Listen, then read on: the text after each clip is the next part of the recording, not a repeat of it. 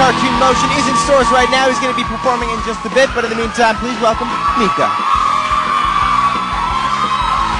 Come on, man. This is here. Have a seat. Welcome. Thank you. Welcome. Wow, it's been loud. Now, I got to apologize for the weather. It's not usually this cold here, but it's very warm inside. Welcome. Thank you. Now, nice shoes. Yeah, I Look like your at shoes. that. Thank you very much. Yeah, they're nice. You've big time outdone me. They're nice and subtle, which is what I like about them. Subtle. Yeah, no, they were very nice, very nice. Well dressed. The red pants, white shirt. Red pants, silver shoes, girl in the pink hair. It's all good. It's all very color coordinated. We planned that actually together. Life in Cartoon Motion, one of the most excited albums I've heard in a long time. Like almost euphorically excited. And if you look back in music history, it's either that kind of music either comes from a very happy time in somebody's life or compensating for a very sad time in others. Well, I love Brian Wilson, so I wonder how that was for you. Yeah, a little bit of both for me, actually. I mean, my childhood was kind of funny. I had amazing times and I had the worst. School was often the worst of all my times. And, you know, I made this record to kind of sum up that crazy time when you're kind of a child pretending to try and grow up and leave school and try and find a job and find your place in the world. So I suppose it's a bit of both, really. Oftentimes in life there are those key moments that we all have that kind of lead up to the people that we become eventually as we grow older. Did you find that it was easy to capture those moments? To a certain extent. I mean, I don't only talk about myself on the album. I have this whole idea that you can take the outsider or the freak, because I often felt like that. I mean, I still kind of feel like that now, hence the red trousers. But I like the idea that you can take the freak and the outsider and put it up on a throne and a platform and just praise that person for 3.5 minutes. People go to me, why do you write such weird songs? Why do you have to sing about strange things like fat girls and stuff? And I'm like, it's not, that's not strange at all. That's completely normal. I mean, when I walk out, you know, I don't see people walking out of Ferraris wearing $50,000 bling. I don't see any of that. I see normal people and people wearing red trousers, like me. Where are you seeing people wearing red pants? I see. I don't know. It depends where you hang out.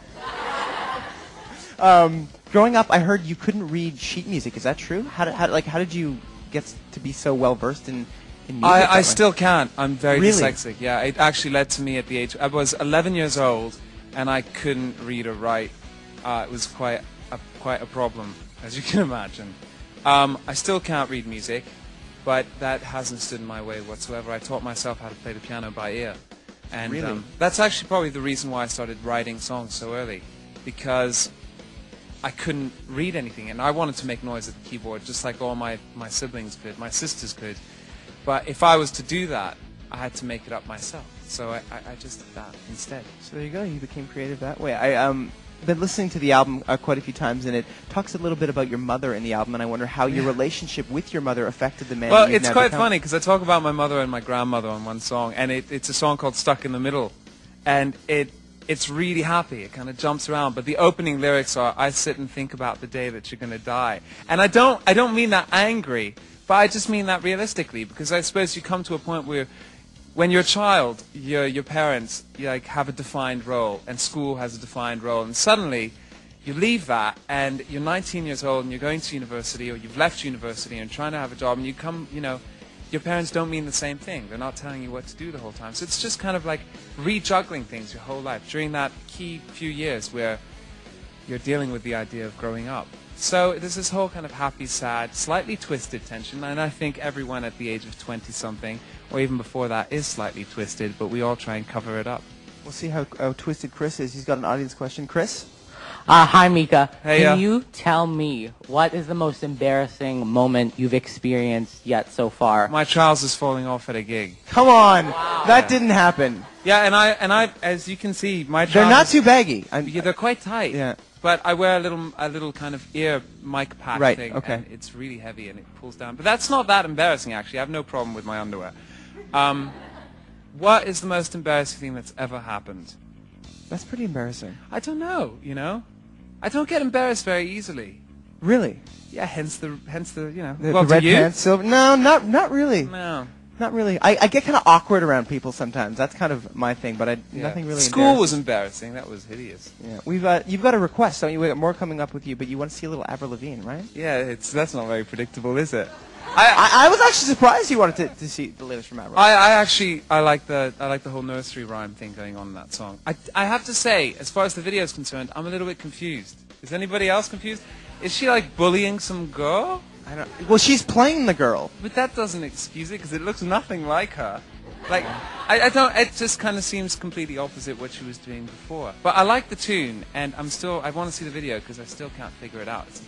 It's a bit psychotic. It's a bit angry. Now, a lot of us in North America heard about you for the first time through a website called PerezHilton.com. Perez. Now I wonder because he's on fire. Well, according to him, you guys have become pretty good friends, and I wonder, as a musician and as a budding celebrity, what it's like to be friends with somebody who is known for ratting on celebrities. Like, how does that dynamic work?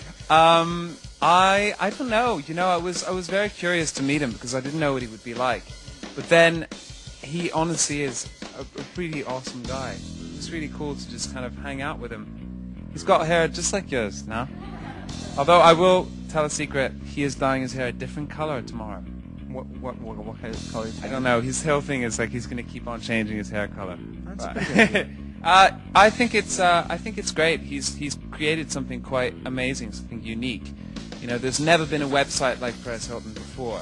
4.5 million people visit it every single day. Unbelievable.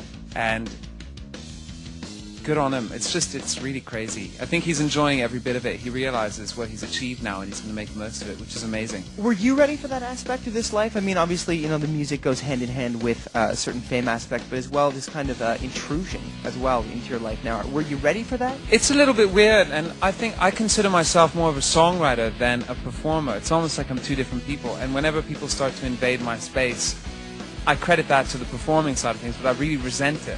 I don't, I'm not used to it yet. It's really strange. It's a strange What's world. really weird is my friends having to change their mobile phone numbers because the press in the UK have found out about their phone numbers and keep calling them up, offering them money for stories, and they're not interested. So they've had to change their phones. And people kind of knocking on the door, asking my family stuff, and it's a bit weird. You better be careful who you give your phone number to. I'm paranoid now. It's really bad. That must be very, very strange. Well, you have about 4 phones. 4 different phones? Yeah, well, 5, because I got another one. I got one for free. Right? Well, I could tell about the free stuff. Come on. Yeah, it's one of the perks.